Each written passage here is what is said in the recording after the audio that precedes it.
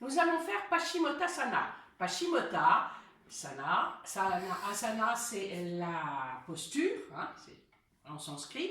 Et Paschimottanasana, c'est l'étirement de l'ouest vers l'est. Alors, on pourrait dire chez nous, Brest, Strasbourg. Quoiqu'en ce moment, c'est peut-être pas utile d'aller à Strasbourg. Alors, pour ceux qui ont des difficultés, et c'est mieux de démarrer, moi je mets un petit coussin tibétain comme ça, ce qui va me permettre, dans le but de Paschimottanasana, c'est de poser toute cette partie du ventre sur les cuisses, la poitrine sur évidemment les genoux, et c'est seulement le haut du buste qui va aller là, sur les tibias. Pointe de pied ramenée. Donc au fur et à mesure qu'on va faire la posture, il est bien évident que vous pourrez enlever le coussin tibétain. Derrière, si vous avez un petit souci, vous pouvez mettre votre autre coussin tibétain en mettant la pointe, évidemment toujours pour surélever et que vous ayez bien vos ischions bien positionnés et bien rentrés dans la nappe. Les jambes sont un petit peu ouvertes, voilà, comme ça, et les pointes de pied que vous puissiez après, plus tard, mettre les mains ici ou attraper évidemment et enserrer les gros orteils de cette façon comme André Van Liesbeth me l'a enseigné et l'a enseigné à tous ses élèves.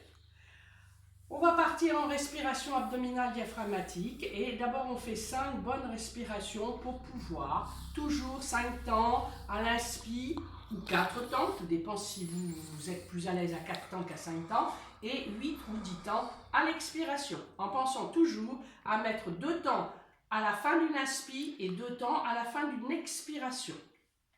On y va. Le regard est un petit peu éloigné à 2 mètres par rapport à vos pieds.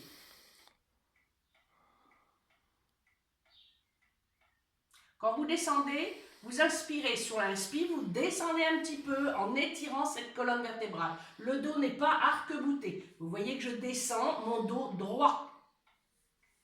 Quand vous sentez bien, vous pouvez commencer à enlever votre coussin, à le déplier si vous voulez. Voilà.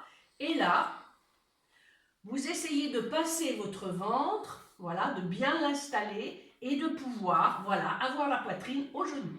Une fois que vous êtes installé, vous faites ce que vous pouvez. N'allez pas, ne forcez pas. S'il y a un petit moment où vous ne l'avez pas fait, ne forcez surtout pas. Attrapez vos chevilles si vous pouvez. Et là, le menton va rentrer. Fermez les yeux et concentrez-vous dans votre posture. Si vous avez des petites douleurs dans le bas du dos, ce qui est tout à fait normal, surtout pour ceux qui ont eu des hernies ou qui ont des opérations ou qui ont une scoliose un peu prononcée, ou une lordose, ça peut arriver, eh bien là, vous expirez dans la partie douloureuse. Mais là, vous mettrez 2 temps de plus. Si vous expirez en 8 temps, vous irez expirer en 10 temps.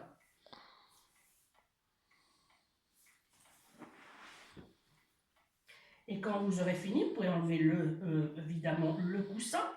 Là, menton bien rentré, vous enserrez le collier avec le majeur, le pouce sur le dessus du gros orteil et l'index plein.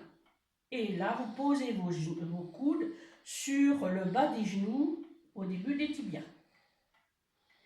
Quand vous reviendrez, là, vous restez un petit moment. En fait, c'est bien de faire une dizaine ou 12 respirations complètes.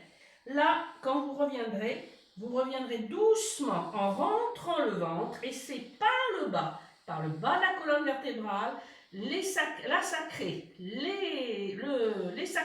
le sacrum, les lombaires. On remonte doucement sur des expirations tranquilles. On redéroule et quand on arrive à la hauteur, évidemment, des omoplates, on déroule doucement la ceinture scapulaire et ensuite les cervicales.